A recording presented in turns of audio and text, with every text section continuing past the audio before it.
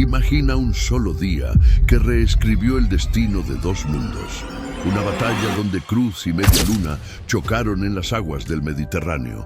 Estás a punto de descubrir el momento exacto en que la historia cambió para siempre.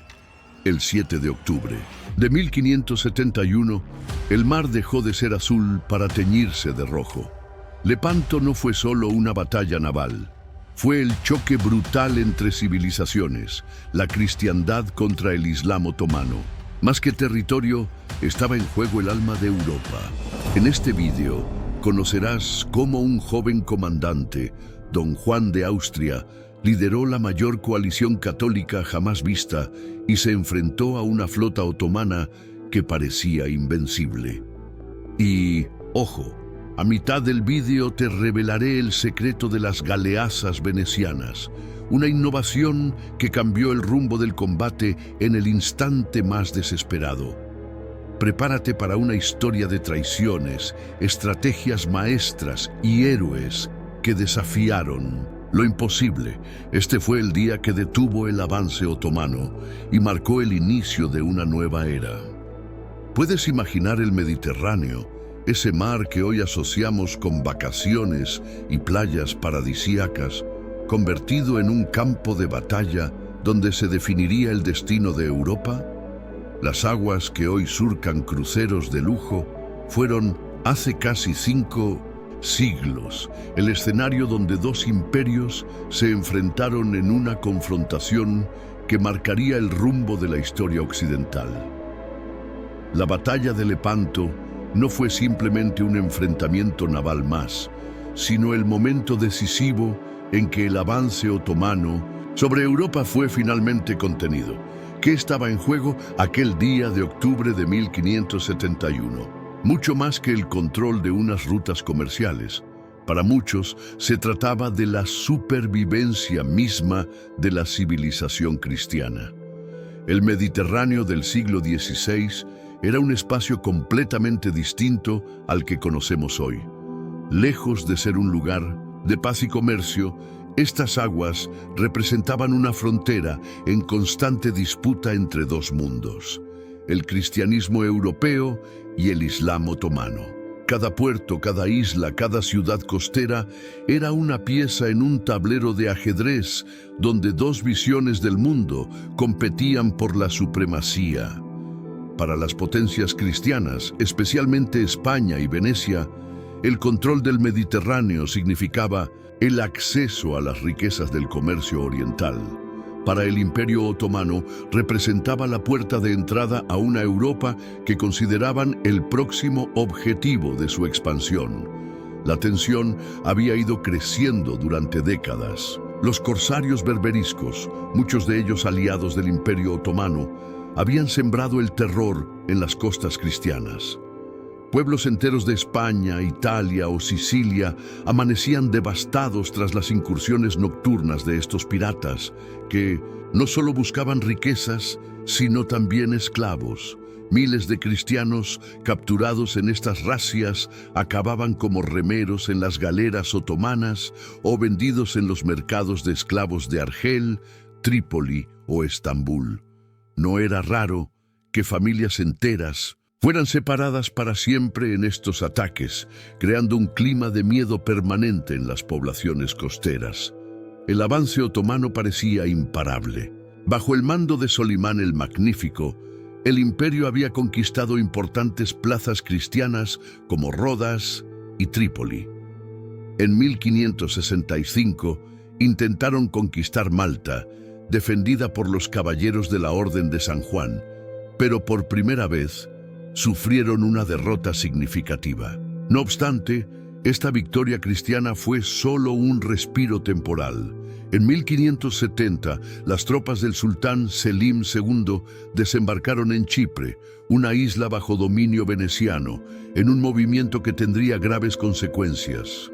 La caída de Nicosia, seguida de la sangrienta toma de Famagusta, donde los otomanos ejecutaron al comandante veneciano Marcantonio Bragadín, tras desollarlo vivo, conmocionó a Europa y precipitó los acontecimientos que llevarían a Lepanto.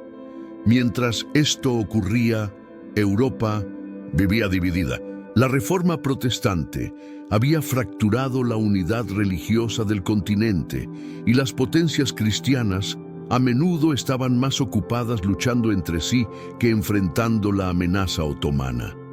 Francia, tradicional rival de España, había llegado incluso a aliarse con el sultán otomano, permitiendo que sus flotas utilizaran puertos franceses. Venecia, dependiente del comercio con Oriente, había intentado mantener relaciones pacíficas con los otomanos hasta la invasión de Chipre.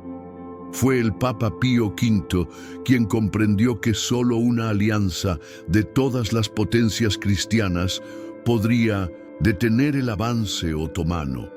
Con paciencia y diplomacia comenzó a tejer los hilos de lo que sería la Liga Santa, la coalición que cambiaría el curso de la historia en el Mediterráneo. ¿Qué hacía del Imperio Otomano una fuerza tan temible en el siglo XVI? Cuando pensamos en las potencias de aquella época, debemos entender que Estambul, la antigua Constantinopla, era probablemente la ciudad más grande y rica del mundo. Con más de 700.000 habitantes, superaba con creces a cualquier urbe europea. El imperio que controlaba se extendía desde Hungría hasta Persia, desde Crimea hasta Yemen. Sus recursos humanos parecían inagotables, con más de 25 millones de personas bajo el gobierno del sultán, mientras que España, la mayor potencia europea, apenas llegaba a 8 millones.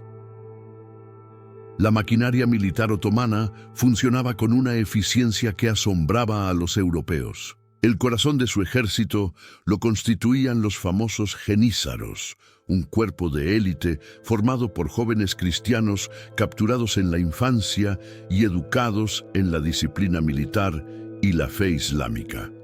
Sometidos a un entrenamiento riguroso y equipados con las mejores armas de la época, los genízaros constituían una fuerza de choque temible. A diferencia de los ejércitos europeos, compuestos en gran parte por mercenarios de lealtad dudosa, los genízaros servían solo al sultán y estaban dispuestos a morir por él sin vacilar. El poder naval otomano no era menos impresionante.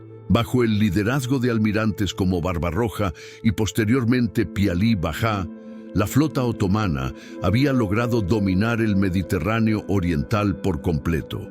Sus galeras, aunque técnicamente similares a las cristianas, contaban con tripulaciones experimentadas y estaban respaldadas por un imperio con vastos recursos. Además, los otomanos contaban con el apoyo de los estados berberiscos del norte de África, Argel, Túnez y Trípoli, cuyos corsarios eran expertos navegantes y combatientes navales. Esta combinación había permitido a los otomanos conquistar importantes bases navales cristianas y establecer una red de puertos seguros a lo largo del Mediterráneo.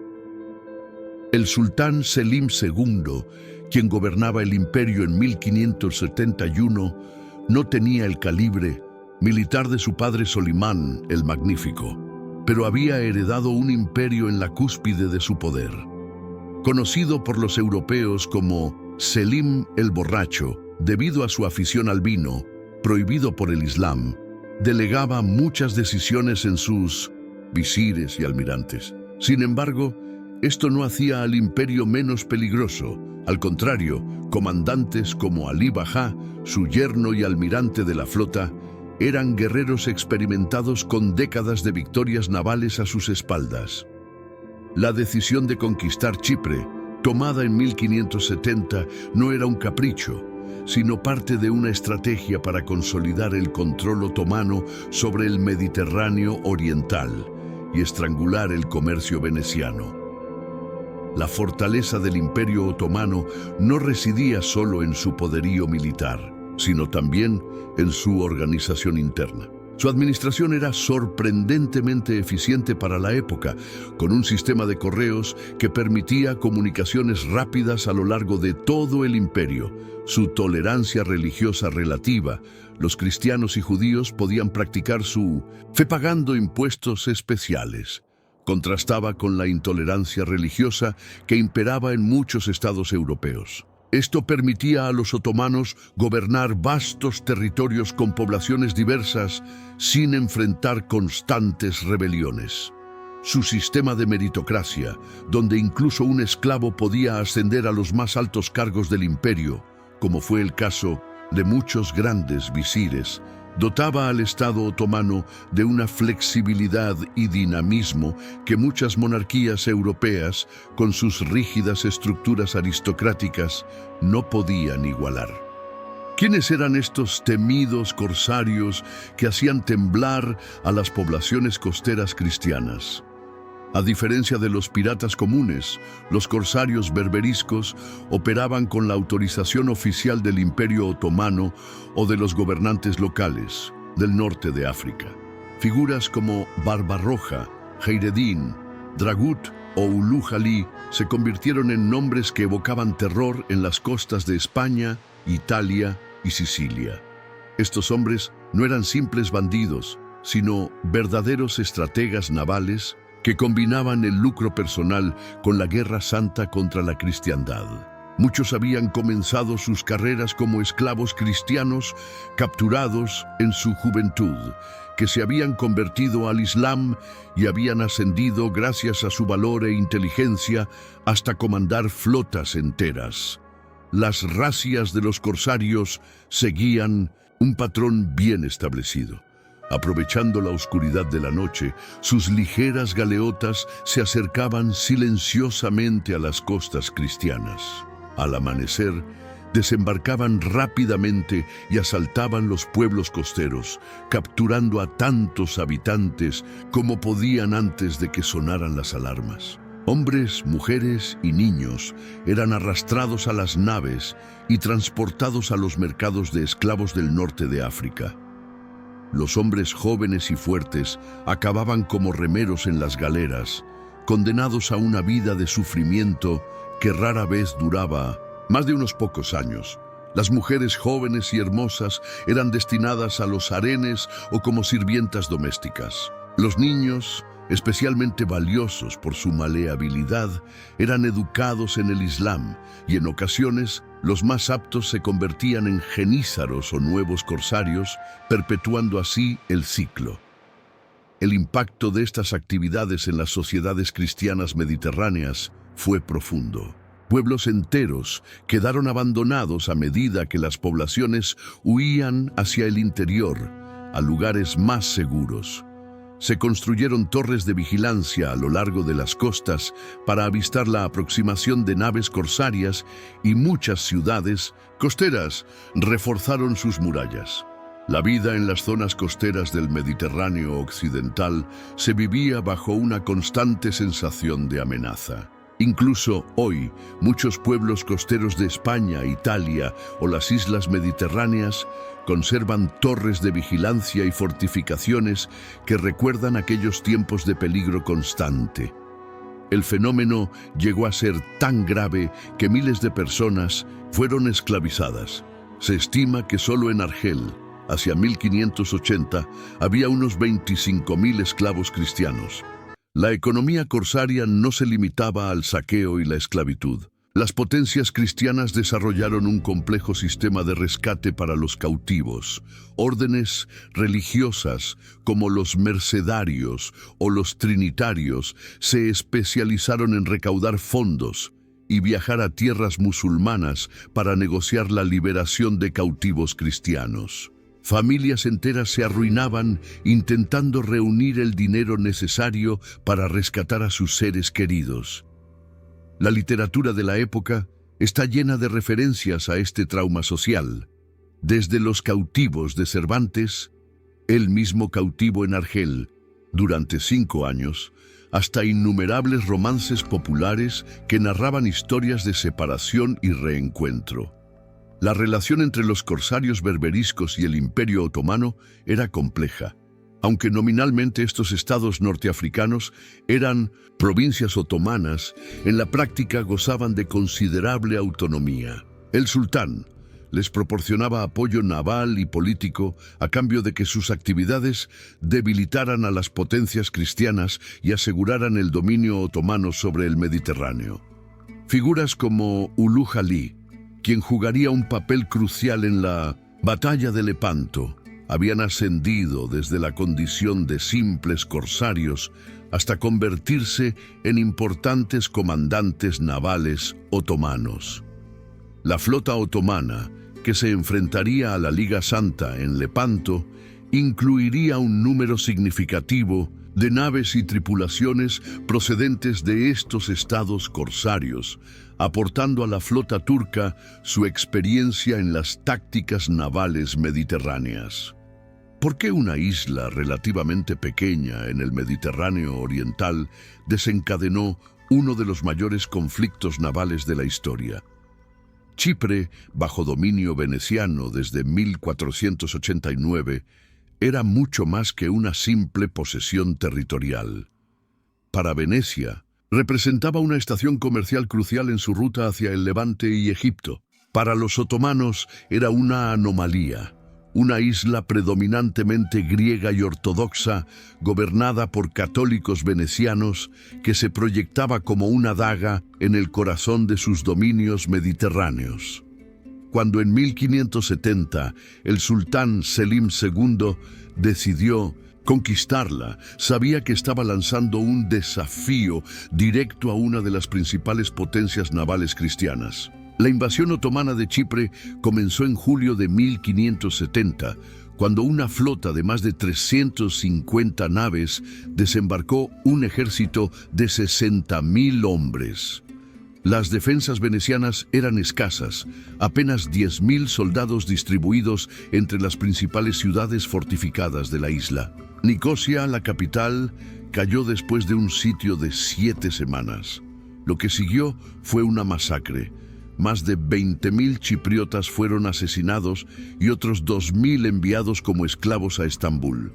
Esta brutalidad era calculada. Buscaba aterrorizar a los defensores de Famagusta, el último bastión veneciano en la isla, para forzar su rendición. Sin embargo, bajo el liderazgo del experimentado comandante Marcantonio Bragadín, Famagusta resistiría durante casi un año. El asedio de Famagusta se convirtió en una epopeya de heroísmo y resistencia. Los venecianos y chipriotas, superados en número en proporción de 10-1, rechazaron un asalto tras otro. Los defensores, conscientes de que no podían esperar refuerzos significativos, luchaban con la desesperación de quienes saben que no tienen otra opción. Los otomanos, por su parte, traían constantemente refuerzos y suministros frescos. Finalmente, en agosto de 1571, con sus murallas reducidas a escombros y casi sin municiones ni alimentos, Bragadín negoció una rendición honrosa. El acuerdo estipulaba que los defensores supervivientes podrían partir con sus armas y pertenencias, mientras que la población civil sería respetada. Lo que siguió conmocionó a toda Europa. Lala Mustafa Pachá, el comandante otomano, violó todos los términos de la rendición. Cuando Bragadín acudió a su tienda para entregar formalmente las llaves de la ciudad, fue capturado. Durante los siguientes días, fue sometido a torturas brutales. Le cortaron las orejas y la nariz, lo obligaron a transportar tierra en una carretilla y a besar el suelo por donde pasaba Mustafa. Finalmente, fue desollado vivo en la plaza central de Famagusta. Su piel, rellena de paja, fue exhibida como un trofeo y más tarde enviada a Estambul. Este acto de barbarie, violando todas las convenciones de la guerra, causó indignación en toda la cristiandad y dio un impulso decisivo a la formación de la Liga Santa. La caída de Chipre representó un duro golpe para Venecia. No solo había perdido una posesión valiosa, sino que el control otomano de la isla amenazaba directamente sus rutas comerciales. La Serenísima República, como se conocía a Venecia, se encontraba en una encrucijada. Durante décadas había intentado mantener relaciones pacíficas con los otomanos, incluso cuando otras potencias cristianas luchaban contra ellos. Su economía, basada en el comercio, dependía de mantener abiertos los mercados orientales. Pero la pérdida de Chipre y la brutalidad demostrada por los otomanos hacían imposible continuar con esta política. A regañadientes al principio, Venecia se volvió hacia el Papa y España en busca de aliados contra el enemigo común. La conquista de Chipre no fue solo un episodio más en la larga historia de conflictos entre cristianos y musulmanes. Representó un punto de inflexión estratégico en el Mediterráneo oriental. Para los otomanos, supuso consolidar su dominio sobre una región vital para su imperio. Para las potencias cristianas, especialmente Venecia, significó la pérdida de una posición clave que había permitido mantener un equilibrio precario en la región durante décadas. La brutalidad de la conquista, especialmente el martirio de Bragadín, proporcionó el impulso emocional necesario para superar las diferencias entre las potencias cristianas y unirse en una causa común. Sin la caída de Chipre, es dudoso que la Liga Santa hubiera llegado a formarse, y sin ella, la batalla de Lepanto nunca habría tenido lugar. ¿Cómo fue posible que potencias tradicionalmente rivales como España y Venecia dejaran de lado sus diferencias para unirse contra los otomanos? La respuesta tiene nombre propio: Antonio Michele Ghislieri, conocido como el Papa Pío V. Este, pontífice austero y determinado, antiguo inquisidor y fraile dominico, comprendió que solo una alianza de todas las fuerzas cristianas podría detener el avance otomano. Desde su elección en 1566 había trabajado incansablemente para promover esta idea, pero las rivalidades entre los estados cristianos parecían un obstáculo insuperable. La caída de Chipre y el brutal martirio de Bragadín le proporcionaron finalmente los argumentos necesarios para convencer a los renuentes gobernantes europeos. Las negociaciones para formar la Liga Santa fueron extremadamente complejas. Venecia, aunque desesperada por recuperar Chipre, temía las consecuencias económicas de una guerra abierta con los otomanos. España, bajo Felipe II, estaba más preocupada por la amenaza protestante en el norte de Europa y la rebelión de los moriscos en Granada que por los problemas venecianos en el Mediterráneo oriental. El Papa tenía que convencer a Felipe II de que la amenaza otomana representaba un peligro existencial para toda la cristiandad, no solo para Venecia. Al mismo tiempo, debía asegurar a los venecianos que España no abandonaría la alianza una vez que sus intereses inmediatos estuvieran asegurados. Un aspecto crucial de estas negociaciones fue el reparto de los costes y responsabilidades. Finalmente, se acordó que España asumiría la mitad de los gastos de la expedición, mientras que Venecia contribuiría con 1/3 y el papado con 1/6. El esfuerzo militar también se repartió de manera similar.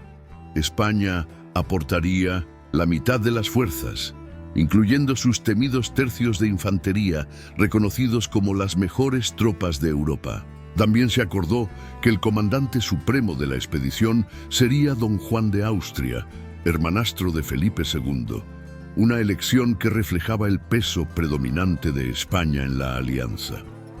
La firma formal del Tratado de la Liga Santa tuvo lugar el 25 de mayo de 1571, apenas 5 meses antes de la batalla. El acuerdo establecía los objetivos de la alianza: no solo derrotar a la flota otomana, sino también recuperar Chipre y otros territorios perdidos ante los turcos. Además, incluía cláusulas que prohibían a cualquiera de los aliados firmar una paz separada con los otomanos, un punto que los venecianos, conocidos por su pragmatismo diplomático, aceptaron a regañadientes. El tratado también estipulaba que las conquistas se repartirían de acuerdo con los derechos históricos de cada potencia, lo que garantizaba a Venecia la recuperación de Chipre si la expedición tenía éxito. Una vez firmado el acuerdo, la preparación de la flota se convirtió en una carrera contra el tiempo. Cada potencia comenzó a reunir sus recursos. España movilizó sus galeras de Nápoles y Sicilia, reforzadas con tropas veteranas de los tercios. Venecia preparó sus mejores naves, incluidas las innovadoras galeazas, embarcaciones más grandes y pesadas que una galera normal, equipadas con una potente artillería. El papado, por su parte, contribuyó con sus propias galeras y recursos financieros. La flota debía reunirse en Mesina, Sicilia, desde donde zarparía hacia el este en busca de la armada otomana. La creación de la Liga Santa representó un logro diplomático extraordinario. Por primera vez en muchas décadas, las principales potencias católicas del Mediterráneo habían dejado de lado sus diferencias para enfrentarse a un enemigo común. El Papa Pío V, quien sería canonizado en 1712 en parte por este logro, había conseguido lo que muchos consideraban imposible. Incluso con la alianza ya formada, los roces entre españoles y venecianos continuaron hasta el último momento. Sin la incansable mediación del pontífice, es probable que la alianza se hubiera deshecho antes incluso de enfrentarse a los otomanos. Sin embargo, el 16 de septiembre de 1571, cuando la flota zarpó de Mesina bajo el mando de Don Juan de Austria, lo hizo como una fuerza unida, lista para enfrentarse al poderío naval otomano en lo que sería la mayor batalla naval del Mediterráneo. Como un joven de apenas 24 años, sin experiencia naval significativa, llegó a comandar la flota más importante de la cristiandad. La historia de Don Juan de Austria es tan fascinante como improbable.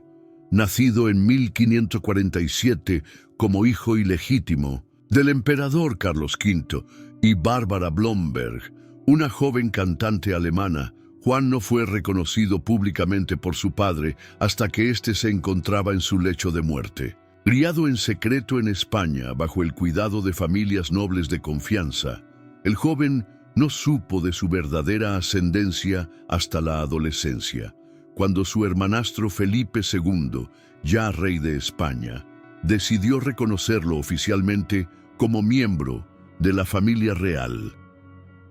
A diferencia de lo que sucedía con muchos príncipes bastardos, Felipe II mostró un afecto genuino por su joven hermanastro. Le proporcionó una educación excelente en la Universidad de Alcalá, donde Don Juan destacó tanto en letras como en armas. Alto, rubio y de porte aristocrático, pronto se ganó la admiración de la corte española por su carisma y habilidades. Sin embargo, su verdadera oportunidad para demostrar su valía llegó en 1568, cuando Felipe II lo envió a sofocar la rebelión de los moriscos en las Alpujarras, una tarea en la que comandantes experimentados habían fracasado anteriormente. Con apenas 21 años, Don Juan combinó la fuerza militar con la habilidad diplomática para pacificar la región, ganándose el respeto tanto de sus soldados como de sus adversarios. Esta exitosa campaña en Granada fue decisiva para su nombramiento como comandante de la flota de la Liga Santa. Felipe II, quien no solo controlaba la mayor parte de los recursos de la alianza, sino que también desconfiaba profundamente de los venecianos, insistió en nombrar a alguien de absoluta confianza para el puesto. El Papa Pío V, aunque inicialmente escéptico sobre la juventud e inexperiencia naval de Don Juan, acabó aceptando el nombramiento, Para compensar estas carencias, Felipe II rodeó a su hermanastro de experimentados consejeros militares, como Luis de Requesens y sobre todo el brillante almirante Álvaro de Bazán, marqués de Santa Cruz, quien actuaría como su mentor en 1900 asuntos navales. La personalidad de don Juan resultó ser perfecta para el difícil papel que debía desempeñar. Era lo suficientemente joven para abrazar con entusiasmo una misión tan peligrosa, pero también lo bastante prudente para escuchar a sus consejeros experimentados. Su condición real le otorgaba la autoridad necesaria para imponer disciplina entre los diversos y, a menudo, rivales contingentes de la flota aliada. Los orgullosos almirantes venecianos y genoveses, que jamás habrían aceptado ser mandados por uno de sus rivales, podían someterse a las órdenes de un príncipe de la Casa de Austria sin sentir menoscabada su dignidad. Al mismo tiempo, su carisma natural y trato afable le ganaron rápidamente la lealtad de oficiales y soldados por igual. Durante las semanas previas a la batalla, don Juan demostró un liderazgo excepcional. Cuando estalló un motín entre los soldados españoles en Mesina debido a retrasos en sus pagas, personalmente se dirigió a los amotinados, logrando calmarlos con una mezcla de autoridad y comprensión. Enfrentó con igual firmeza los constantes roces entre españoles y venecianos, imponiendo una disciplina estricta pero justa. Quizás su decisión más significativa fue ordenar que se desencadenara a los galeotes condenados, prometiéndoles la libertad si luchaban valientemente en la batalla, una medida que aumentó significativamente la capacidad de combate de la flota. El futuro demostraría que Felipe II había acertado plenamente al confiar el mando de la expedición a su joven hermanastro, quien estaba a punto de entrar en la historia como el vencedor de la mayor batalla naval del Mediterráneo. ¿Por qué las batallas navales en el Mediterráneo del siglo XVI eran tan diferentes a las que libraban los grandes veleros en el Atlántico? La respuesta está en las peculiares condiciones de este mar interior. El Mediterráneo, con sus vientos impredecibles y a menudo escasos, favorecía embarcaciones que no dependieran exclusivamente del viento para moverse. Por ello, la galera, un tipo de nave propulsada principalmente por remeros, se había convertido en la reina indiscutible de estas aguas. Con una eslora de unos 40-50 metros y apenas 5-6 metros de manga, estas embarcaciones largas y estrechas podían avanzar a velocidades de hasta 7 nudos en condiciones ideales, independientemente de si había viento o no. La configuración básica de una galera de combate del siglo XVI consistía en una plataforma alargada con una única cubierta bajo la cual se sentaban los remeros dispuestos en bancos perpendiculares a la línea de crujía. Cada banco podía albergar de 3 a 5 hombres, manejando un único remo de gran tamaño. A lo largo de toda la embarcación podían haber entre 24 y 30 bancos a cada lado, lo que suponía una tripulación de remeros de entre 144 y 300 hombres. Sobre la cubierta de remeros se extendía una plataforma donde se ubicaban los soldados de infantería, verdaderos protagonistas del combate naval mediterráneo.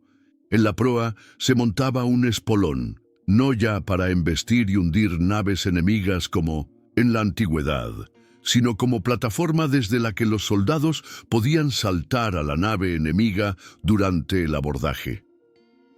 El armamento de las galeras reflejaba perfectamente su táctica de combate. En la proa se montaba un cañón pesado central, flanqueado por varias piezas más ligeras, todas apuntando hacia adelante.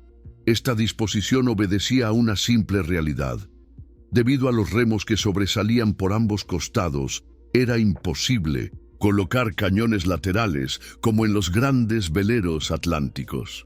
Esta limitación significaba que la galera solo podía disparar eficazmente por su proa, lo que determinaba completamente su táctica de combate. Las galeras debían aproximarse frontalmente al enemigo, disparar una única andanada a corta distancia para causar el máximo daño posible, y luego abordar la nave enemiga, donde la superioridad de la infantería determinaría el resultado final. La gran innovación naval que los venecianos aportaron a la batalla de Lepanto fue la galeaza.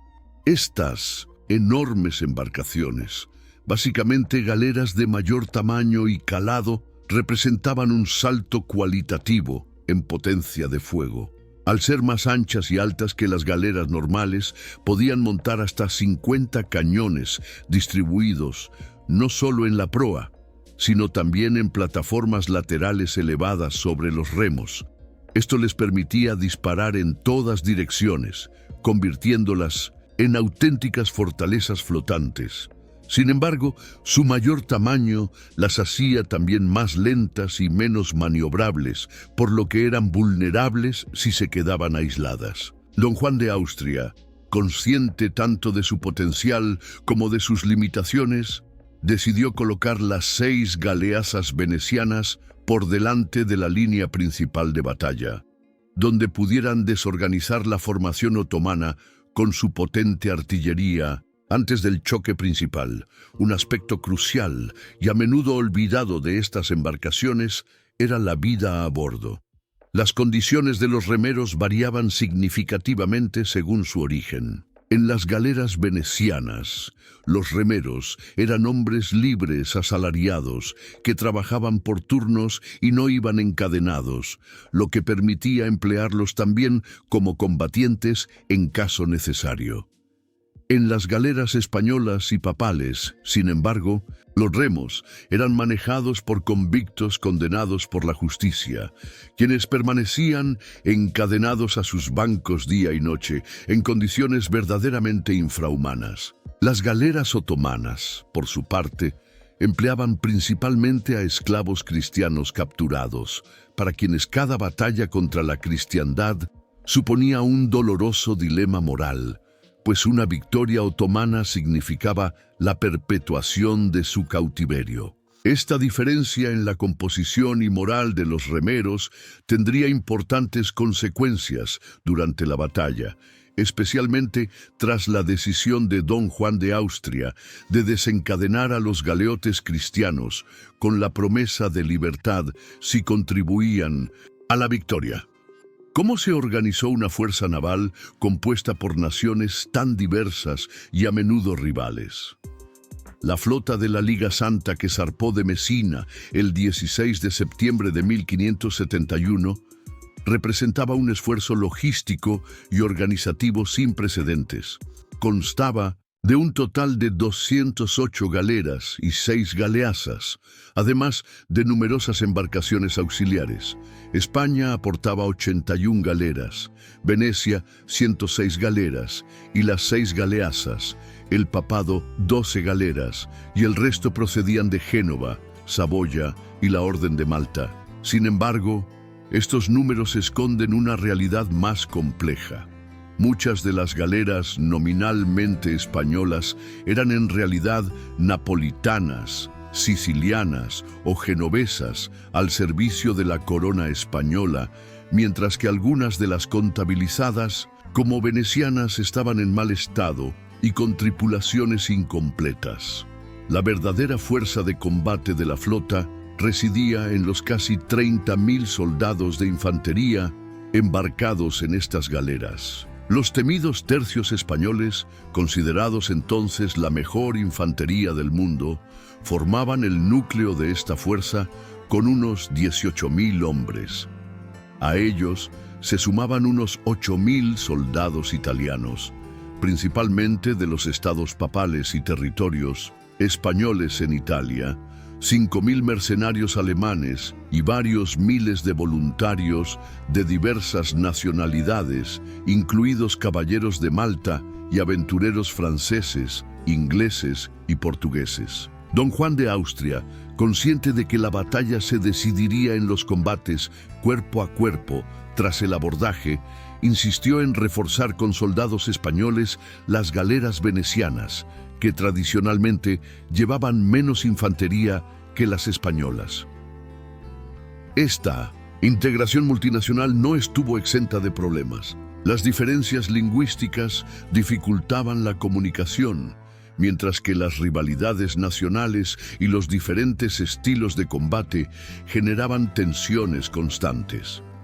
Los comandantes españoles consideraban a los venecianos excesivamente cautos y más preocupados por preservar sus naves que por derrotar al enemigo. Los venecianos, por su parte, veían a los españoles como temerarios, dispuestos a arriesgar vidas y barcos innecesariamente. Estas tensiones estallaron pocos días antes de la batalla, cuando el comandante veneciano Sebastiano Venier, en un acto que excedía claramente su autoridad, ordenó ejecutar a un oficial español durante un altercado entre tripulaciones. Solo la intervención del experimentado Álvaro de Bazán evitó que don Juan de Austria expulsara a Venier de la alianza, lo que habría sido un golpe devastador para la cohesión de la flota. La organización táctica de la flota reflejaba tanto la necesidad de integrar estos diversos elementos como las lecciones aprendidas en anteriores enfrentamientos con los otomanos. Don Juan dividió sus fuerzas en 4 escuadrones. El ala derecha, comandada por el genovés Juan Andrea Doria, con 50 galeras. El centro, o batalla real, liderado por el propio Don Juan, con 62 galeras. El ala izquierda, bajo el mando del veneciano Agostino Barbarigo, con 53 galeras. Y la reserva, dirigida por Álvaro de Bazán, con 30 galeras. Esta distribución no solo respondía a consideraciones tácticas, sino también políticas. Cada división incluía deliberadamente una mezcla de galeras de diferentes naciones, evitando así que cualquier contingente nacional pudiera actuar independientemente. Un aspecto crucial de los preparativos fue la moral de la flota. Don Juan de Austria, consciente de que se enfrentaban a un enemigo temible que había dominado el Mediterráneo durante décadas, dedicó especial atención a este aspecto. Ordenó que se celebraran misas en todas las galeras antes de zarpar, y él mismo recorrió la flota en una pequeña embarcación, dirigiéndose a tripulaciones y soldados, recordándoles que luchaban no solo por sus países, sino por toda la cristiandad. La noticia de la caída de Famagusta y el bárbaro martirio de Bragadín, que llegó cuando la flota ya había zarpado, reforzó la determinación de los combatientes cristianos.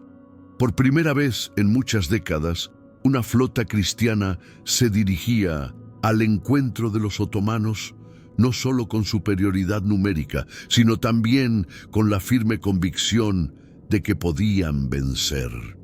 ¿Qué hacía de la flota otomana un adversario tan temible, incluso para una coalición de las principales potencias navales cristianas? Cuando en octubre de 1571 las naves de la Liga Santa se dirigían hacia el este en busca del enemigo, se enfrentaban a una fuerza naval que había dominado el Mediterráneo oriental durante casi un siglo. La armada otomana que las esperaba en Lepanto constaba de aproximadamente 230 galeras y 50 galeotas, versiones más pequeñas y rápidas de las galeras, muy utilizadas por los corsarios, superando ligeramente en número a la flota cristiana. Sin embargo, la verdadera fortaleza de esta armada no residía tanto en su tamaño como en su experiencia y cohesión. Al mando de esta imponente fuerza se encontraba Ali Bajá, yerno del sultán Selim II y uno de sus más cercanos colaboradores. A diferencia de don Juan de Austria, Ali Bajá contaba con amplia experiencia naval y había participado en numerosas campañas victoriosas. Nacido en la región del Cáucaso como hijo de una esclava cristiana, había ascendido en la complicada jerarquía otomana gracias a su valentía y capacidad. Bajo su mando servían algunos de los más experimentados marinos del Mediterráneo, incluyendo al temible Uluj Ali, conocido por los cristianos como Ochiali, antiguo pescador calabrés convertido al Islam, que había llegado a ser rey de Argel y almirante de la flota otomana en el Mediterráneo occidental. La combinación de la disciplina otomana con la astucia y experiencia de los corsarios berberiscos hacía de esta flota un adversario formidable. Las tripulaciones otomanas reflejaban la diversidad de su vasto imperio. Los oficiales y marineros cualificados eran principalmente turcos, griegos convertidos al Islam o renegados cristianos de diversas nacionalidades que habían encontrado en el servicio otomano oportunidades que sus sociedades de origen les negaban. Los remeros, en cambio, eran mayoritariamente esclavos cristianos, capturados en las numerosas razias contra las costas europeas o prisioneros de guerra.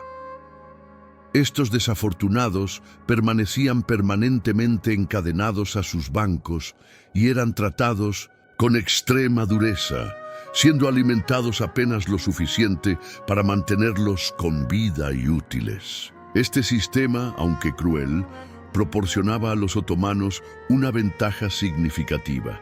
Mientras que las galeras cristianas debían hacer frecuentes paradas para que sus remeros descansaran, incluso los asalariados venecianos tenían límites.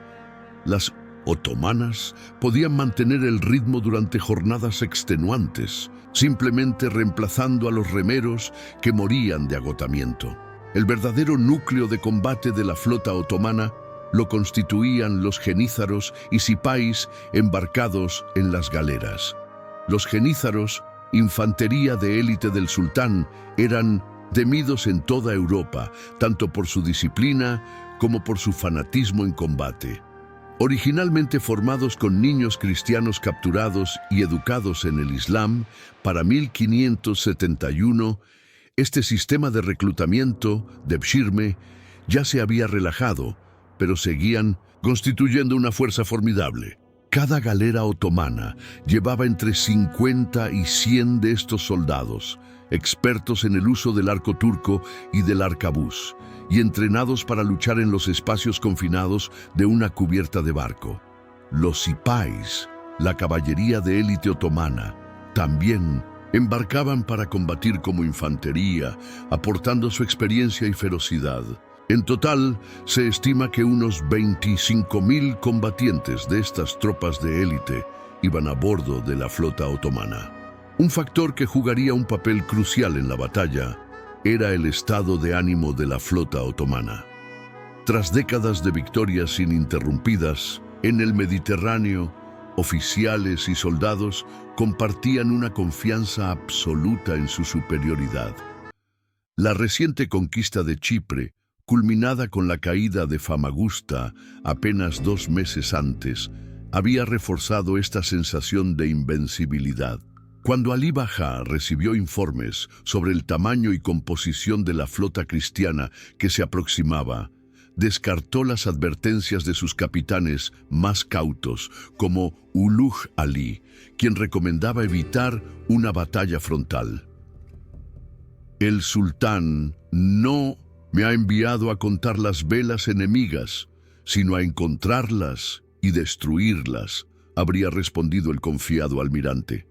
Esta misma confianza, casi rayando en la arrogancia, llevaría a la flota otomana a salir al encuentro de los cristianos en mar abierto, en lugar de esperar la protección de las fortificaciones de Lepanto, una decisión que tendría consecuencias fatales. ¿Cómo se mantuvo unida una alianza tan heterogénea en los momentos cruciales previos al enfrentamiento? Los días que precedieron a la batalla de Lepanto fueron un período de extraordinaria tensión, no solo militar, sino también diplomática. Mientras la flota de la Liga Santa avanzaba hacia el este desde Mesina, las tensiones internas amenazaban constantemente con hacer descarrilar toda la expedición. Las rivalidades nacionales, las diferencias culturales y los objetivos estratégicos divergentes creaban constantes fricciones entre los aliados.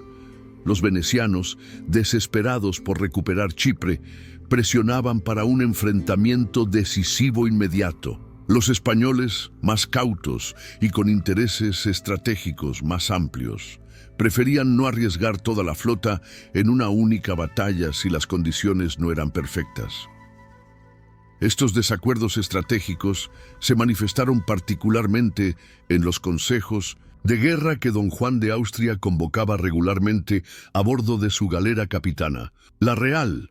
Juan Andrea Doria, el experimentado almirante genovés al servicio de Felipe II, argumentaba consistentemente por una aproximación cautelosa, recordando a todos el desastre de los Gelbes, Yerba, en 1560, cuando una flota cristiana similar había sido aniquilada por los otomanos. Luis de Requesens, uno de los principales consejeros españoles, apoyaba esta visión conservadora.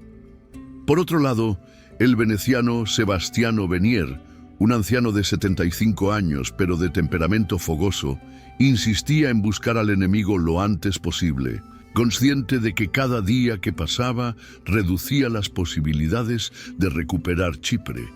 Álvaro de Bazán, el brillante almirante español, se posicionaba en un punto intermedio, favoreciendo la batalla, pero solo bajo condiciones favorables. En 1900, medio de estas tensiones estratégicas, estalló un incidente que casi provoca la ruptura de la alianza. El 30 de septiembre, cuando la flota se encontraba en Corfú, se produjo un violento altercado entre soldados españoles y marineros venecianos a bordo de una galera veneciana. En el calor del momento, Sebastiano Venier, actuando por su cuenta y sin consultar a don Juan, ordenó ahorcar a varios soldados españoles implicados en la reyerta. Cuando la noticia llegó a don Juan de Austria, este montó en cólera ante lo que consideraba una usurpación inaceptable de su autoridad como comandante supremo. Inicialmente planeó arrestar a Venier e incluso consideró separar por completo a la flota veneciana del resto de la armada. Solo la intervención de Álvaro de Bazán, quien argumentó que el disparate cometido por el almirante veneciano no podía afectar al compromiso adquirido de acabar con la armada turca, evitó un desastre diplomático. A pesar de estos conflictos, la flota continuó su avance, llegando al puerto griego de Cefalonia el 4 de octubre. Fue allí donde recibieron la noticia definitiva de la caída de Famagusta y el bárbaro martirio de Marcantonio Bragadín. La indignación y el horror que estas noticias provocaron entre las tripulaciones ayudaron paradójicamente a unificar la flota. Las diferencias nacionales parecieron disolverse temporalmente ante la visión del enemigo común que había cometido semejantes atrocidades. En el Consejo de Guerra celebrado inmediatamente después, incluso los más cautos, como Juan Andrea Doria, se mostraron favorables a buscar un enfrentamiento decisivo con la flota otomana. La decisión quedó sellada cuando se recibió información precisa sobre la ubicación del enemigo. La flota otomana se encontraba anclada en el Golfo de Lepanto, actual Naupacto, en la costa griega. Las últimas horas antes de la batalla fueron dedicadas a los preparativos finales. Don Juan de Austria visitó personalmente varias galeras para arengar a las tripulaciones. Se celebraron misas en toda la flota y muchos soldados y marineros se confesaron, preparándose para lo que podría ser su última batalla. Una decisión crucial tomada en estos momentos finales fue la orden de don Juan de desencadenar a los galeotes cristianos, prometiéndoles la libertad si contribuían a la victoria. una promesa que, cabe destacar, cumpliría después. Esta medida no solo aumentaba potencialmente la capacidad de combate de la flota, sino que también tenía un profundo significado simbólico: la lucha por la libertad frente a la esclavitud que el avance otomano representaba. Con estas acciones, Don Juan logró transformar una coalición frágil de intereses divergentes en una fuerza unificada con un propósito claro, justo a tiempo para el enfrentamiento decisivo que estaba a punto de producirse. ¿Cómo amaneció aquel día que marcaría un antes y un después en la historia del Mediterráneo? El domingo 7 de octubre de 1571, festividad de Nuestra Señora del Rosario en el calendario católico, despuntó con un cielo claro sobre las aguas cercanas a la entrada del Golfo de Lepanto. A las primeras luces del alba, vigías apostados en los masteleros de las galeras cristianas divisaron el horizonte en busca del enemigo. Poco después de las 6 de la mañana, mientras el sol comenzaba a elevarse por el este, llegó la confirmación. La flota otomana había salido del Golfo y avanzaba en formación de batalla hacia la armada cristiana. La gran confrontación que muchos habían temido y otros anhelado era ya inevitable. A bordo de la galera real, Don Juan de Austria recibió la noticia con determinación. Inmediatamente ordenó izar la bandera de la Liga Santa, un estandarte azul con la imagen de Cristo crucificado, bendecido personalmente por el Papa Pío V. El joven comandante, vestido con una coraza finamente labrada, convocó un último y breve consejo con sus principales capitanes. No había tiempo para largas deliberaciones. Las decisiones estratégicas ya habían sido tomadas en los días previos. Ahora solo quedaba confirmar que cada uno conocía su posición y papel en la inminente batalla. De acuerdo con el plan establecido, la flota cristiana se desplegaría en 4 divisiones: el ala derecha bajo Juan Andrea Doria, el centro comandado por el propio Don Juan, el ala izquierda dirigida por Agostino Barbarigo, quien había asumido el mando efectivo de la flota veneciana tras el incidente con Venier, y una retaguardia de reserva bajo Álvaro de Bazán. Mientras la flota se preparaba para el combate, se vivieron escenas de extraordinaria intensidad emocional. En muchas galeras, capellanes celebraban misas apresuradas o daban la absolución colectiva a hombres que se enfrentaban a la posibilidad inminente de la muerte. Soldados veteranos de los tercios españoles preparaban metódicamente sus armas, limpiando arcabuces y afilando espadas, mientras compartían consejos con camaradas más jóvenes que nunca habían estado en combate. Los artilleros comprobaban una última vez sus cañones y la pólvora, mientras los oficiales supervisaban que cada hombre estuviera en su puesto asignado. En las cubiertas inferiores, los galeotes recién liberados de sus cadenas por orden de Don Juan se preparaban para el inusual papel de combatientes, conscientes de que su libertad dependía de la victoria. A medida que las dos flotas se aproximaban, pudo apreciarse claramente la formación otomana. Ali Bajá había dispuesto sus fuerzas en una formación similar a la cristiana, un centro poderoso donde navegaba su propia galera capitana, reconocible por sus 3 grandes faroles ceremoniales, flanqueado por 2 alas extendidas hacia los costados. El ala derecha otomana estaba comandada por Mehmed Sirocco, gobernador de Alejandría, mientras que el temible Ulugh Ali, rey de Argel, dirigía el ala izquierda. Una diferencia significativa respecto a la formación cristiana era que los otomanos no habían dejado una reserva considerable, confiando en su superior número y en la habitual táctica de envolver a los flancos enemigos con sus rápidas galeotas corsarias. Poco antes del mediodía, cuando apenas 1 kilómetro separaba a las vanguardias de ambas flotas, ocurrió algo que muchos interpretaron como un presagio. El viento, que desde el amanecer había soplado favorablemente para los otomanos, cambió repentinamente de dirección, volviéndose favorable para los cristianos.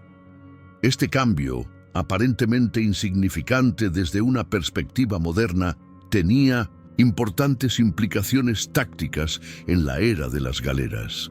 El viento en contra dificultaba la maniobrabilidad de los remeros y afectaba negativamente a la precisión del fuego de artillería. Para los soldados y marineros cristianos, muchos de ellos profundamente religiosos, este cambio repentino solo podía ser interpretado como una intervención divina, un signo de que Dios favorecía su causa. Con este refuerzo moral inesperado, la flota de la Liga Santa avanzó hacia su destino histórico. El choque de civilizaciones que definiría el futuro del Mediterráneo estaba a punto de comenzar. ¿Qué innovación táctica introdujo don Juan de Austria que cambiaría para siempre la naturaleza del combate naval en el Mediterráneo? La respuesta está en el uso revolucionario que hizo de las galeasas venecianas, enormes embarcaciones que combinaban elementos de las tradicionales galeras mediterráneas con la potencia de fuego de los galeones atlánticos. Al amanecer del 7 de octubre, cuando se hizo evidente que la batalla era inminente, don Juan tomó una decisión táctica crucial: colocar las 6 galeazas venecianas a la vanguardia de la formación cristiana, destacadas unos 800 metros por delante de la línea principal. Esta disposición, nunca antes empleada en una batalla naval de tal magnitud, reflejaba una comprensión profunda de las posibilidades que estas naves ofrecían. Las galeazas representaban el pináculo de la tecnología naval mediterránea de la época. Con casi el doble del tamaño de una galera normal, estas fortalezas flotantes podían albergar hasta 50 cañones distribuidos no solo en la proa, como en las galeras convencionales, sino también en plataformas elevadas a ambos costados. Y en la popa. Esta disposición les permitía disparar en cualquier dirección, eliminando la principal limitación táctica de las galeras tradicionales. Su mayor tamaño y peso las hacía más lentas y menos maniobrables, pero también más estables como plataformas de tiro, lo que aumentaba la precisión de su artillería.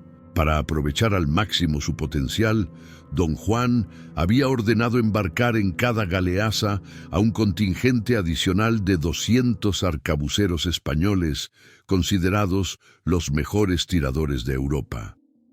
La mañana de la batalla, a medida que las flotas se aproximaban, los comandantes otomanos observaron con extrañeza estas enormes embarcaciones que avanzaban lentamente hacia ellos. Sin experiencia previa contra este tipo de naves, la flota otomana mantuvo su formación compacta, avanzando directamente hacia lo que consideraban simplemente galeras especialmente grandes.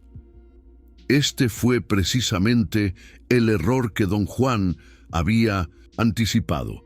Cuando las distancias se redujeron a unos 500 metros, las galeazas abrieron fuego simultáneamente con todos sus cañones. El efecto fue devastador. Las primeras líneas otomanas, avanzando en formación cerrada, ofrecían blancos perfectos para la artillería veneciana. Varias galeras turcas fueron alcanzadas directamente y comenzaron a hundirse, mientras que otras sufrieron graves daños en sus remos o timones, perdiendo maniobrabilidad. Esta primera fase del combate tuvo consecuencias tácticas de gran alcance. La formación otomana, hasta entonces ordenada y compacta, se vio obligada a disgregarse para intentar rodear a las galeazas o pasar entre ellas. Esto era exactamente lo que don Juan había buscado: fragmentar la línea enemiga antes del choque principal. Las galeras otomanas, que intentaron atacar directamente a las galeazas, se encontraron bajo el fuego constante de cañones y arcabuces desde todas las direcciones, sufriendo graves pérdidas antes siquiera de poder acercarse lo suficiente para el abordaje. Otras, en su intento de evitar estas fortalezas flotantes, crearon huecos en la formación otomana que serían aprovechados más tarde por la línea principal cristiana. ¿Qué convierte una batalla naval en un momento que perdura en la memoria histórica durante siglos? La batalla de Lepanto está repleta de instantes que determinaron su desenlace, momentos donde el coraje individual y las decisiones estratégicas se entrelazaron para cambiar el curso de la historia mediterránea. En el centro del combate, el enfrentamiento entre las naves capitanas marcó uno de los episodios más dramáticos de la batalla. La Real de Don Juan de Austria y la Sultana de Ali Pasha se buscaron intencionadamente entre el caos de la batalla. Cuando finalmente colisionaron, se desarrolló un feroz combate cuerpo a cuerpo que duró más de una hora.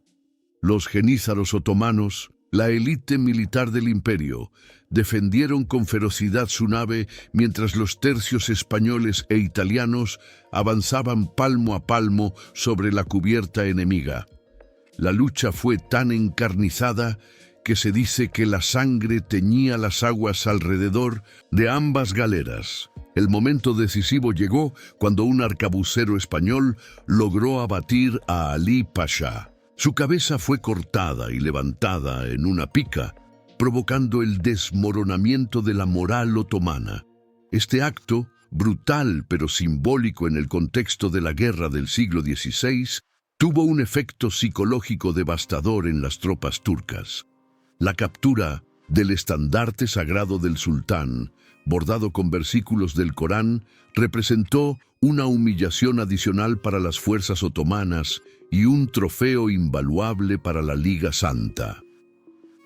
En el ala izquierda cristiana, el veneciano Agostino Barbarigo demostró un heroísmo extraordinario, dirigiendo sus naves contra la flota de Mehmet Sirocco.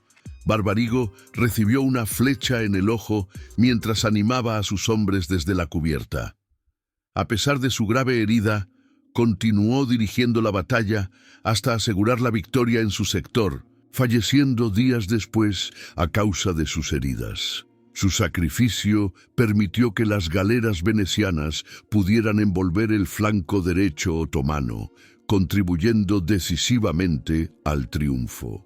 Otro momento crucial ocurrió cuando las 6 galeazas venecianas, posicionadas estratégicamente al frente de la línea cristiana, abrieron fuego con su artillería superior. Estos enormes navíos, evolución de la galera tradicional con mayor capacidad artillera, causaron estragos en la formación otomana antes de que pudiera llegar al combate cuerpo a cuerpo.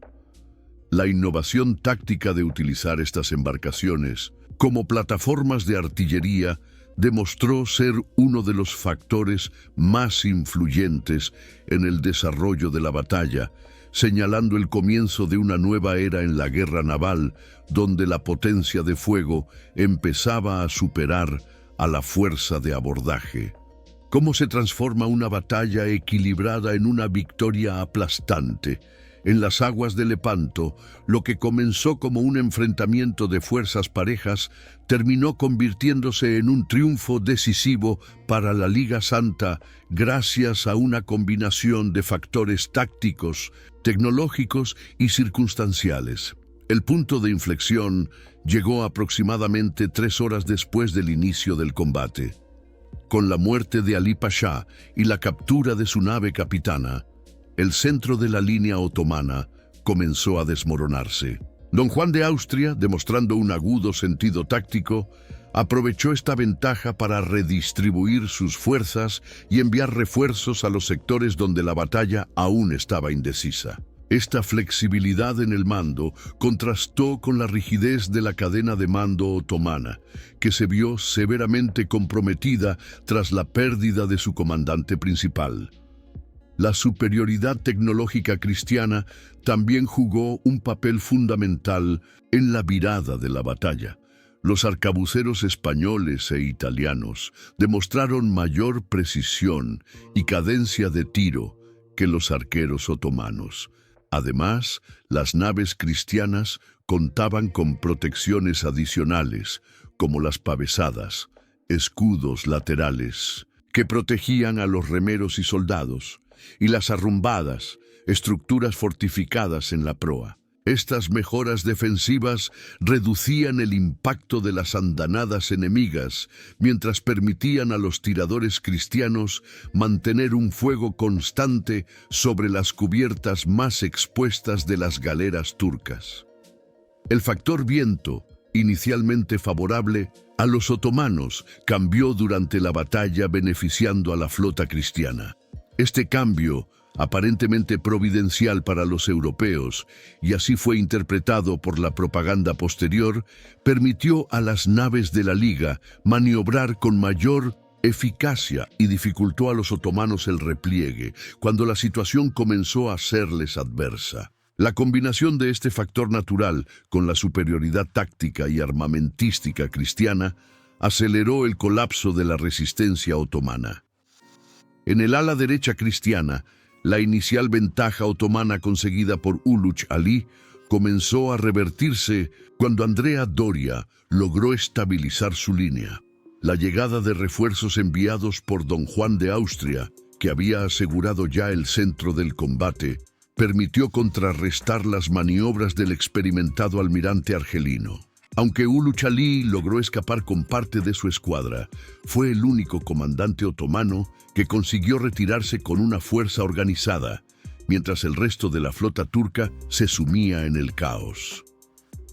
Para el atardecer del 7 de octubre de 1571, la victoria cristiana era innegable.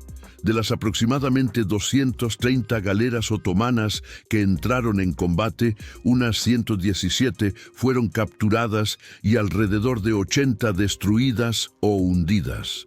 Solo unas 30 lograron escapar, principalmente bajo el mando de Uluç Ali. Las pérdidas humanas otomanas fueron catastróficas, unos 20.000 muertos y 10.000 prisioneros, muchos de ellos remeros cristianos que fueron liberados.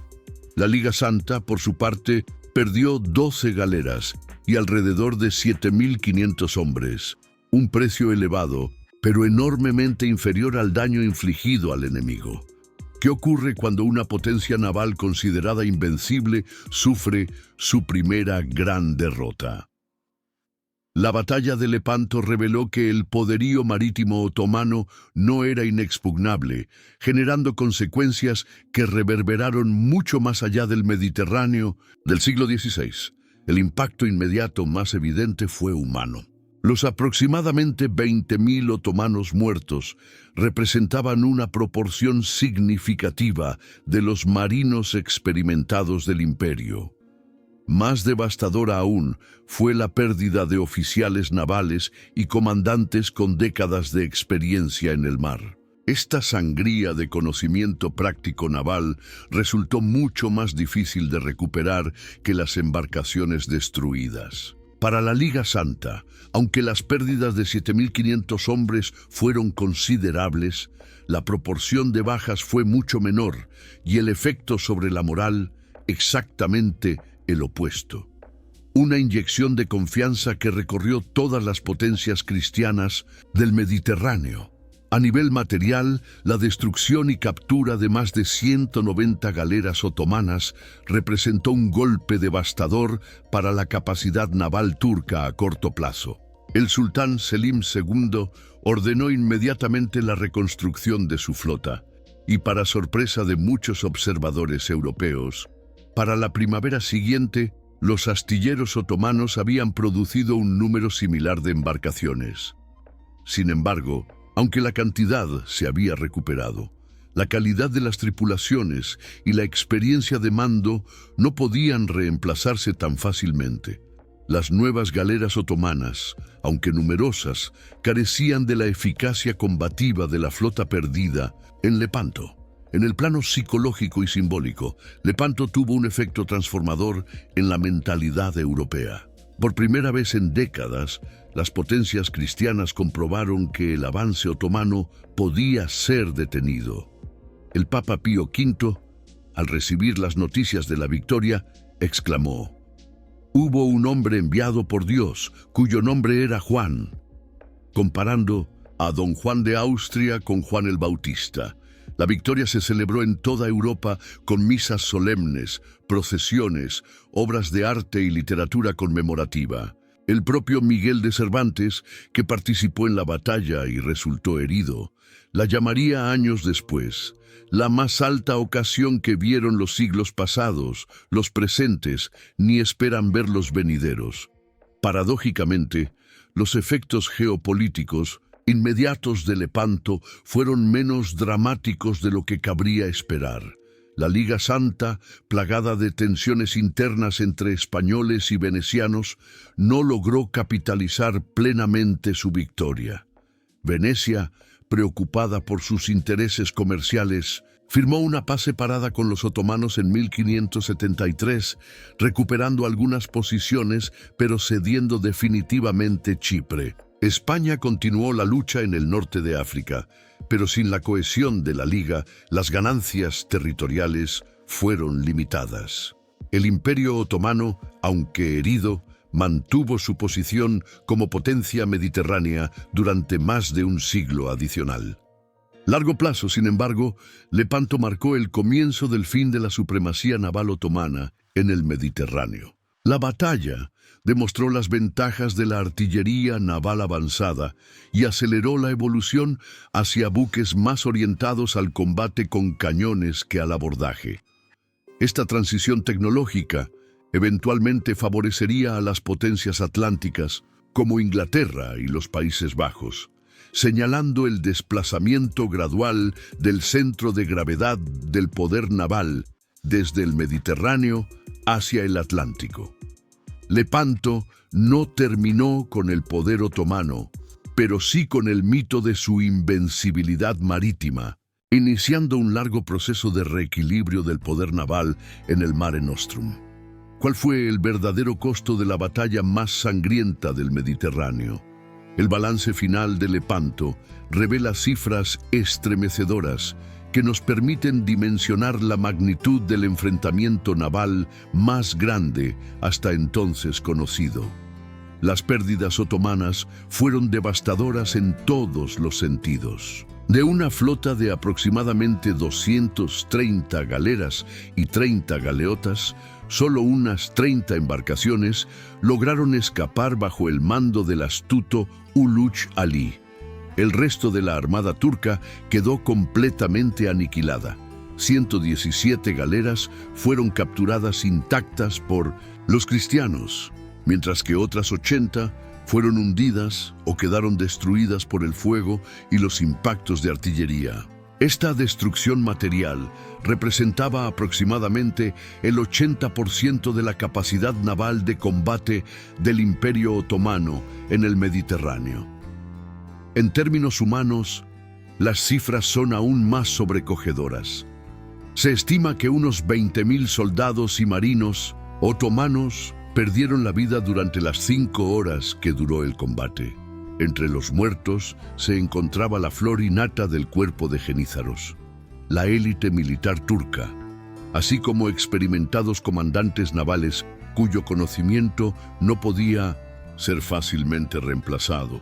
Además, unos 10.000 otomanos fueron capturados, muchos de los cuales terminarían como esclavos en galeras cristianas, invirtiendo trágicamente su fortuna.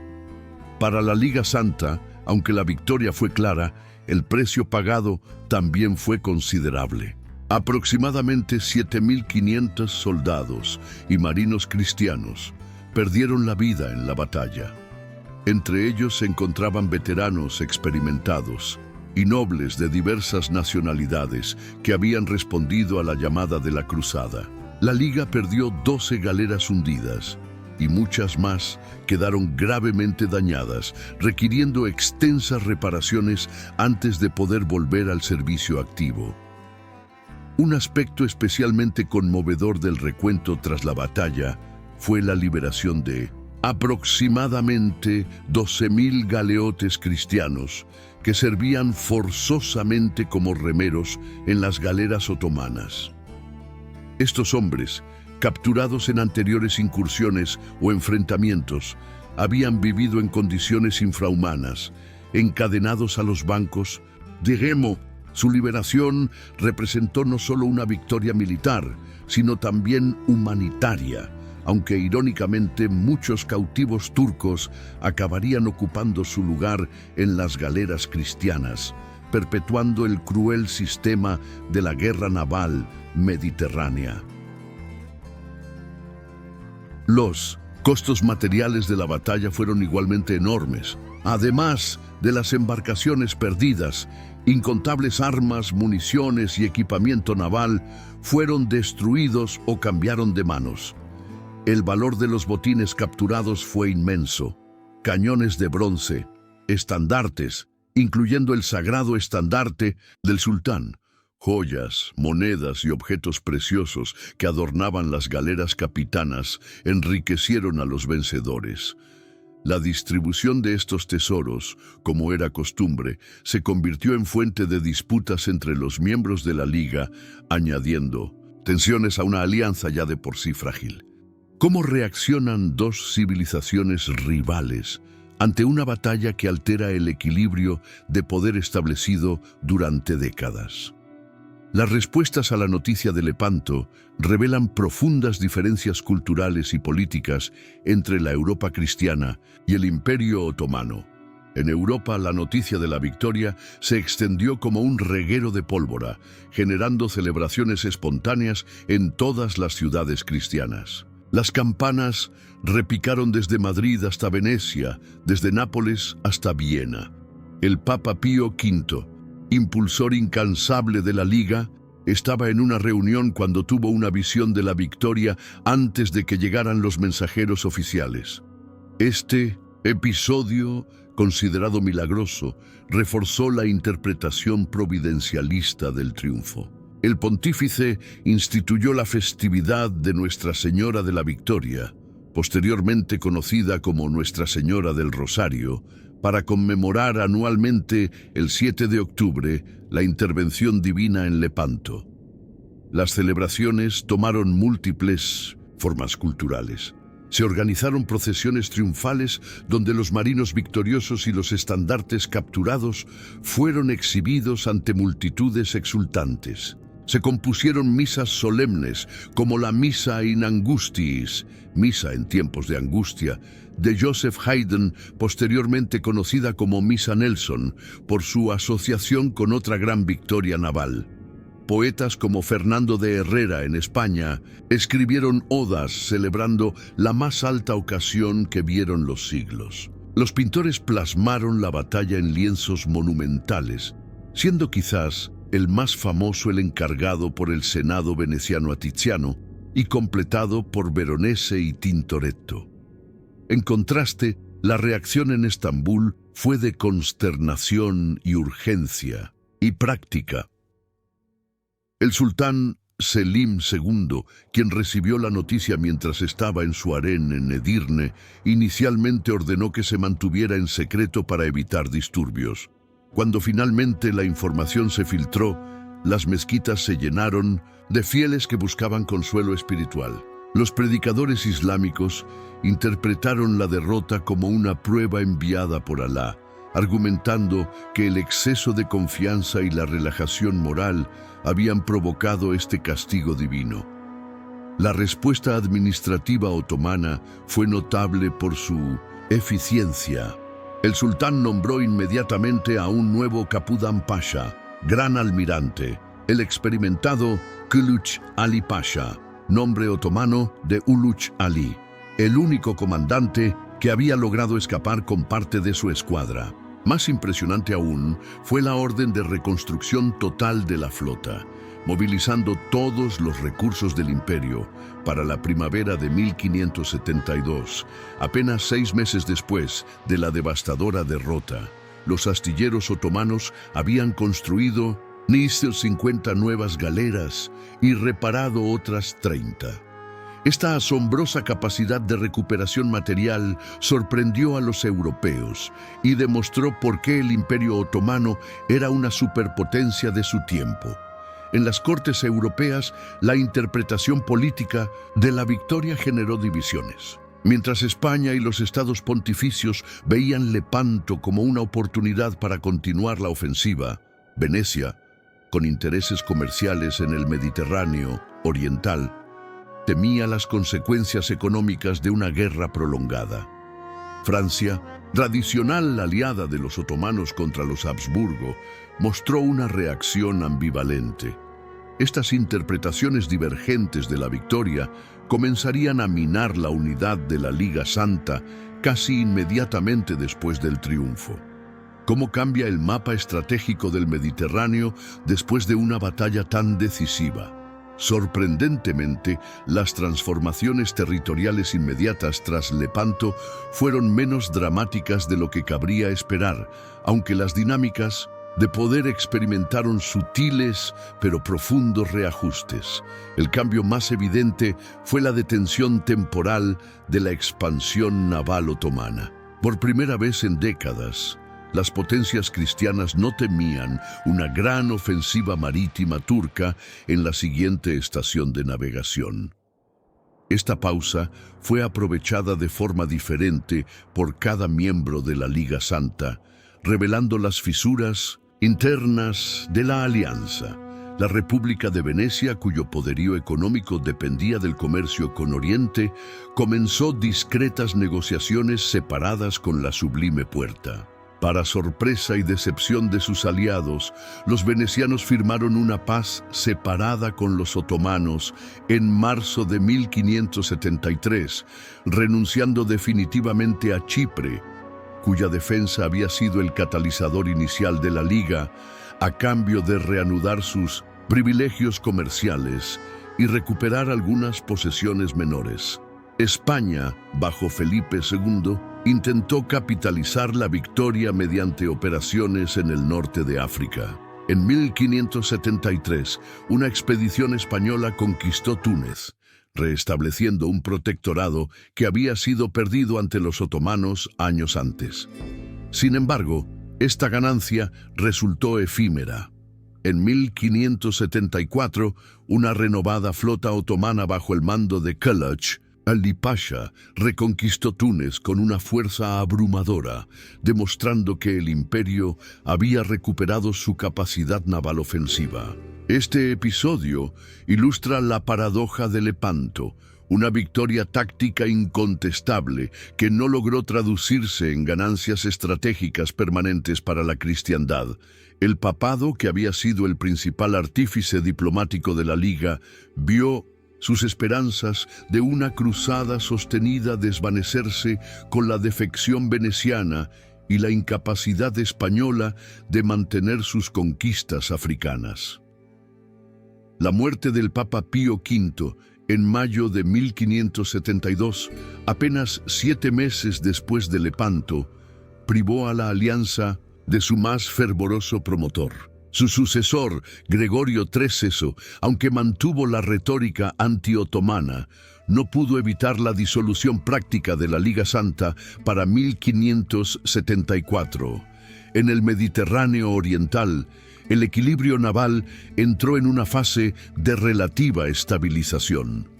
Los otomanos, aunque habían reconstruido su flota numéricamente, operaban con mayor cautela, evitando grandes enfrentamientos decisivos como Lepanto. La Marina española, por su parte, reorientó gradualmente sus prioridades hacia el Atlántico, donde la rebelión de los Países Bajos y las tensiones con Inglaterra demandaban creciente atención y recursos. Esta redistribución del poder naval creó zonas de influencia más definidas: el Mediterráneo occidental bajo predominio cristiano, el oriental bajo control otomano y áreas contestadas en el centro y norte de África. Una consecuencia geopolítica, menos visible pero profunda, fue la transformación en la percepción del poder otomano. Antes de Lepanto, el avance turco parecía imparable. Después, aunque el imperio seguía siendo formidable, había demostrado vulnerabilidad. Esta nueva comprensión permitió a las potencias cristianas adoptar posiciones más confiadas en sus negociaciones diplomáticas y comerciales. Para el mundo musulmán, la batalla supuso un replanteamiento de la estrategia imperial. Gradualmente, los otomanos desplazaron su atención hacia el frente terrestre contra Persia y redujeron sus ambiciones de dominio naval absoluto en el Mediterráneo. ¿Cómo se transforma una batalla naval en un símbolo cultural perdurable? Lepanto capturó la imaginación de Europa como pocos acontecimientos de su tiempo, generando una explosión creativa que ha mantenido viva su memoria a través de los siglos. La representación visual de la batalla comenzó casi inmediatamente. Mapas detallados y grabados circularon por Europa en los meses siguientes, satisfaciendo la curiosidad pública sobre la disposición de las flotas y el desarrollo del combate. Los pintores renacentistas encontraron en Lepanto un tema ideal para lienzos monumentales que combinaban precisión histórica con exaltación religiosa. Particularmente notable es la obra encargada por el Senado veneciano para el Palacio Ducal, comenzada por Tiziano y completada por Veronese y Tintoretto, donde la intervención divina está representada por ángeles que arrojan fuego sobre las naves turcas. El propio Papa encargó frescos conmemorativos para decorar salas del Vaticano, creando la llamada Sala Regia, donde las escenas de la batalla ocupan un lugar prominente. En literatura, Lepanto inspiró algunas de las composiciones más celebradas de su tiempo. Fernando de Herrera escribió su famosa Canción por la Victoria de Lepanto, mientras que Luis de Góngora y Lope de Vega también dedicaron versos al acontecimiento. Pero quizás la composición más conocida sea La Batalla de Lepanto de 1900 G.K. Chesterton, escrita siglos después, pero que captura el espíritu épico del enfrentamiento. Don Juan de Austria ha partido a la guerra, un fuego está encendido en su alma. La participación de Miguel de Cervantes, quien resultó herido en el combate, añadió una dimensión especial a la memoria literaria de Lepanto. El autor del Quijote se referiría repetidamente a su experiencia como la más alta ocasión que vieron los siglos pasados, los presentes, ni esperan ver los venideros. Y este orgullo por su servicio en Lepanto aparece reflejado sutilmente en varios pasajes de su obra maestra. La música religiosa encontró en la victoria una fuente de inspiración para composiciones solemnes. Te Deums y misas conmemorativas fueron encargados por catedrales y cortes de toda Europa católica.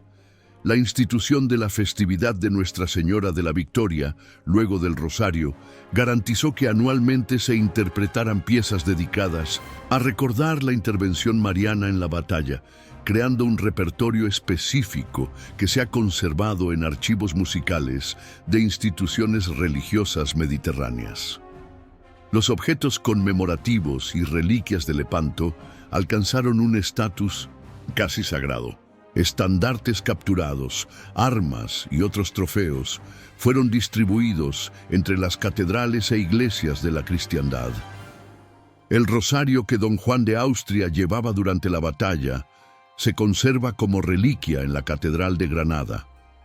Más sorprendentemente, el fanal, la gran linterna de popa de la galera capitana otomana, se exhibe hasta hoy en la Catedral de Barcelona, mientras que otro se encuentra en la Basílica de Santa María Maggiore en Roma, testimonios tangibles del impacto cultural duradero del acontecimiento.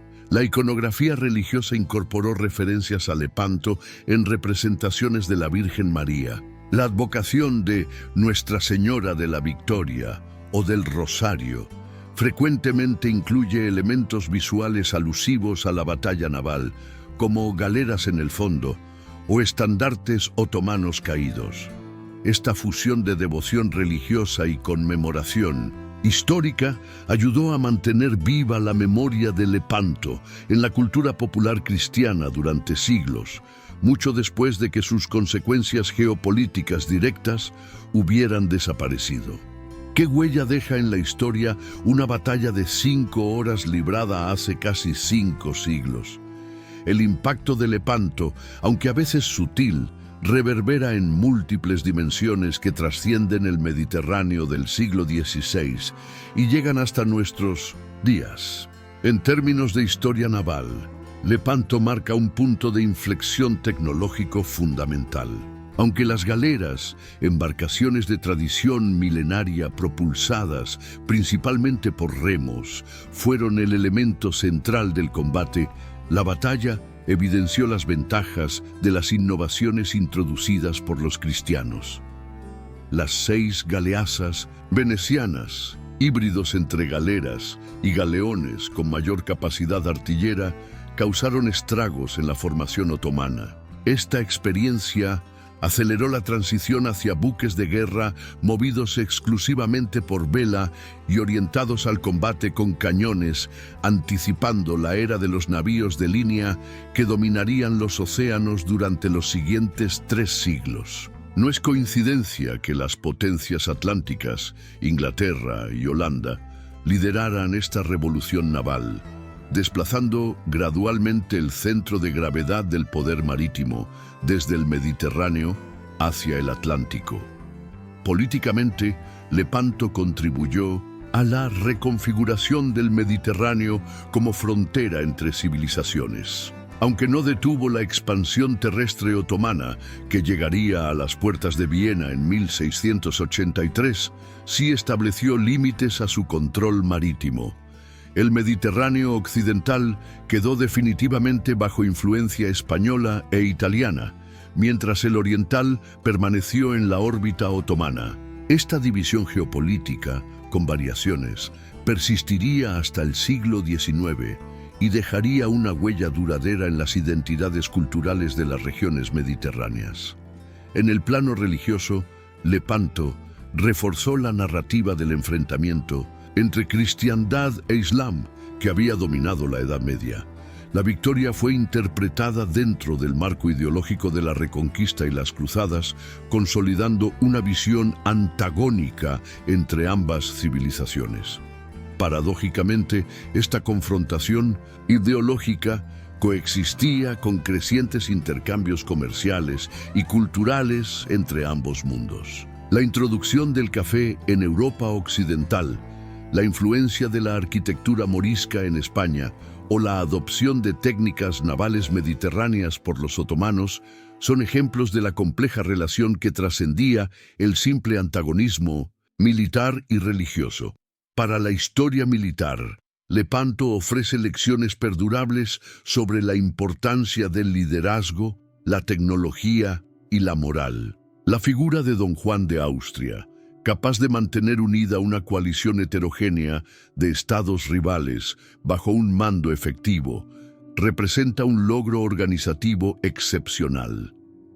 La superioridad tecnológica cristiana en artillería y protecciones defensivas demuestra cómo las innovaciones incrementales pueden crear ventajas decisivas en el campo de batalla. La importancia del factor psicológico, evidenciada en el efecto devastador que tuvo la muerte de Ali Pasha sobre la moral otomana, ilustra una verdad militar atemporal.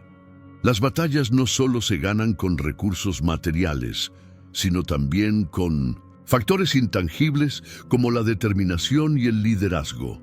Quizás el legado más profundo de Lepanto radica en su impacto simbólico sobre la confianza europea. En un momento en que la expansión otomana parecía imparable, la victoria naval proporcionó un punto de inflexión psicológico. Europa descubrió que el avance turco podía ser contenido, generando una renovada confianza que alimentaría el posterior dinamismo europeo. Sin caer en determinismos simplistas, podemos ver en Lepanto uno de los eventos que permitió a Europa mirar hacia nuevos horizontes: el Atlántico, América y eventualmente la revolución científica e industrial, que transformaría el equilibrio global de poder en los siglos siguientes.